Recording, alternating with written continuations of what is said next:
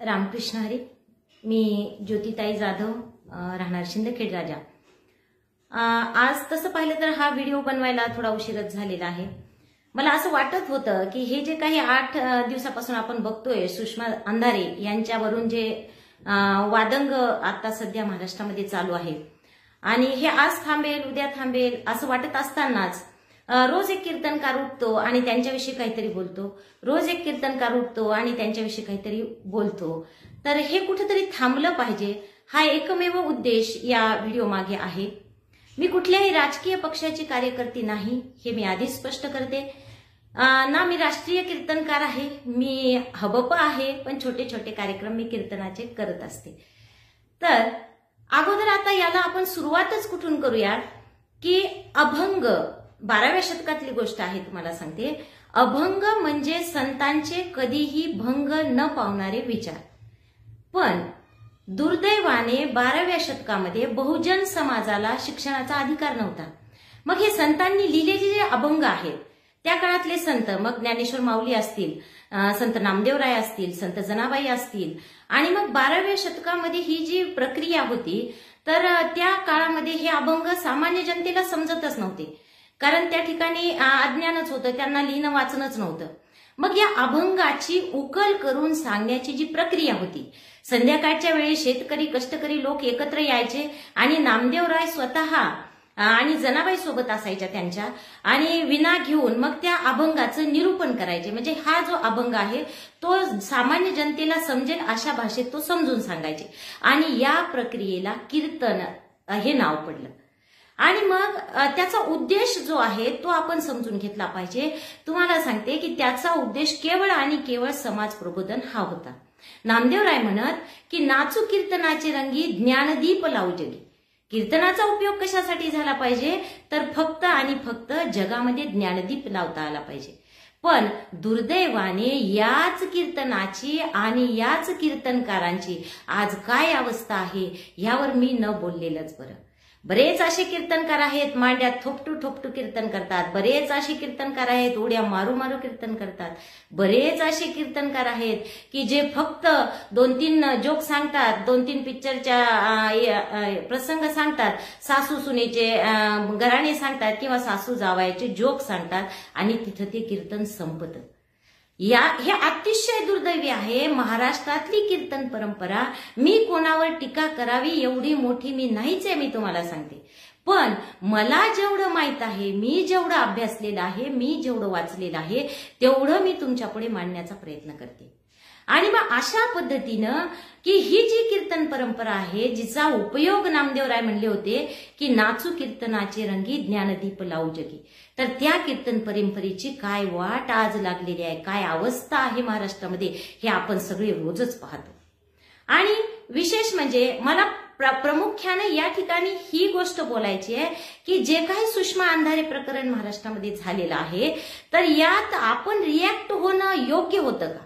प्रत्येक कीर्तनकारांनी स्वतःला प्रश्न विचारला पाहिजे की हे जे प्रकरण होतं त्याच्यावर मी बोलायला पाहिजे होतं का? कारण आपण कीर्तनकार आहेत, आपलं काम काय आहे, कुठल्या राजकीय पक्षाचं काय चालू आहे त्याचं काय हे आहे आपल्याला काहीच घेणं नाही, कारण संबंधच येत नाही. वारकरी संप्रदाय आणि राजकारण याचा कुठंच संबंध येत नाही. कारण जर वेळ पडली तर राजकारण आपण पाहतो की कुठं पलटून जातं, त्यात आपण कशाला उतरायचं? हा माझा सगळ्यात महत्वाचा प्रश्न आहे की कीर्तनकारांनी याच्यामध्ये उतरायला पाहिजे होतं का? तर मी म्हणेन हे कधीही कीर्तन परंपरेला शोभणारं नाही. आणि अशा लोकांनी टीका केल्यात मी तुम्हाला सांगते, अहो जे स्वतः बिग बॉसच्या घरामध्ये राहून आले, म्हणजे आता अख्ख्या महाराष्ट्राला माहित आहे की बिग बॉस काय आहे. मग अशा व्यक्ती ज्या बिग बॉसच्या घरामध्ये राहून आले आणि ते आज बोलतायत की हे योग्य नाही, ते योग्य नाही, असं नाही तसं नाही, आणि तुम्ही बिग बॉसच्या घरात जाऊन आले त्या पुन्हा गादीवर उभे राहिले नारदाच्या, सांगा तुम्ही हा त्या गादीचा अपमान नाहीये? दुसरी गोष्ट अशी की ज्या भाषेमध्ये तुम्ही बोलताय इतकं अश्लील आणि ते घाणेरड्या भाषेमध्ये, जसे की बाया असं नळाच्या याच्यावर भांडणं करतात रांगेत, इतक्या घाणेरड्या भाषेमध्ये कीर्तनकारांनी रिॲक्ट व्हावं का? मऊ मेनाहुने आम्ही विष्णुदास, संतांनी म्हणले मऊ मेनाहुनी आम्ही विष्णुदास.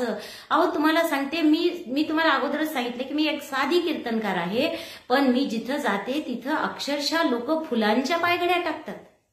आणि अशा वेळी आपल्याला म्हणजे समाजामध्ये एक मान आहे, पाहण्याचा दृष्टिकोन आहे लोकांचा तुमच्याकडे, आणि तुम्ही अशा भाषेमध्ये बोलताय एखाद्या व्यक्तीविषयी, हे कीर्तनकाराला कधीही शोभणार नाहीये.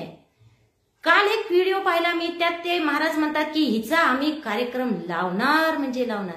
अरे सुपारी घेतल्यासारखे बोलताय तुम्ही कीर्तनकार म्हणजे समाजासमोर ज्या उभे आहेत, कीर्तनात तुम्ही बोलताय की आम्ही या व्यक्तीचा कार्यक्रम लावणार ही भाषा असावी?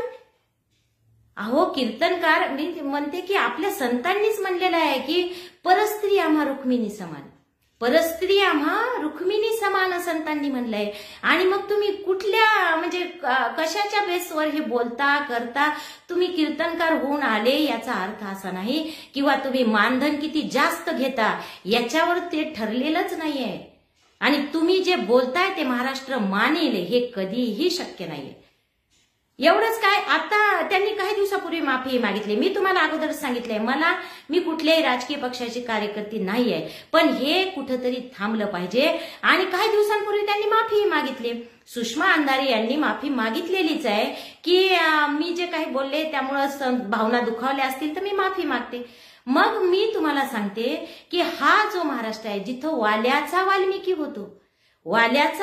होतो, हा महाराष्ट्राची परंपरा आहे. आणि त्या परंपरेत सुद्धा तुम्ही त्या व्यक्तीला जाणून बुजून 13 वर्षापूर्वीचा व्हिडिओ बाहेर काढून आणि त्याच्यावर अशा पद्धतीने रिॲक्ट होता, यालाच माझा विरोध आहे, बाकी काहीच नाही. कारण मी तुम्हाला सांगते की त्या इतक्या वर्षानंतर तो व्हिडिओ बाहेर काढणं, त्यावर अशा पद्धतीने रिॲक्ट होणं, याचा अर्थ तुम्ही कुठंतरी स्वतःला बांधून घेतलेलं आहे किंवा कुठल्या तरी राजकीय पक्षाचं तुम्ही प्रतिनिधित्व करताय हेच या ठिकाणी सिद्ध होते. पण महाराष्ट्र एवढा वेडा नाहीये. मी तुम्हाला सांगते, 4-2 वारकरी त्या ठिकाणी येऊन शपथ घेत असतील की आम्ही या व्यक्तीच्या पक्षाला मतदान करणार नाही, सुषमा अंधारे असेल तर आम्ही मतदान करणार नाही, याचा अर्थ तुम्ही किती खालच्या पातळीचे विचार करता. आणि ते जे 4-2 लोक आहेत ते म्हणजे संपूर्ण वारकरी संप्रदाय नाहीच आहे. मी तुम्हाला सांगते, आठवा, तुम्ही पंढरीची वारी आठवा आणि पहा काय जनसमुदाय असतो तो म्हणजे वारकरी संप्रदाय आहे. 4-2 लोक एकत्र येत असतील आणि तशा पद्धतीने शपथ घेत असतील तर ही खरोखर लाजिरवाणी गोष्ट आहे. कारण आपल्याला काहीच घेणं देणं नाही. आपला आणि राजकारणाचा, कीर्तनाचा आणि राजकारणाचा संबंधच किती असावा? फक्त आणि फक्त मतदानापुरता. आपल्याला काय करायचंय त्या सगळ्या गोष्टीवर? कारण राजकारण कुठल्याही क्षणी कुठल्याही पातळीला जाऊ शकतं.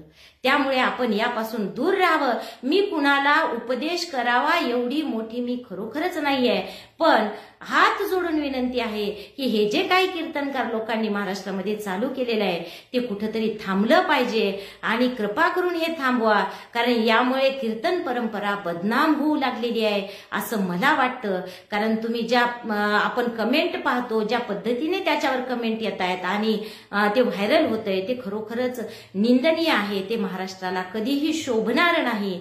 त्यामुळे या ठिकाणी थांबते आणि जय हरी, जय जिजाऊ, जय शिवराय.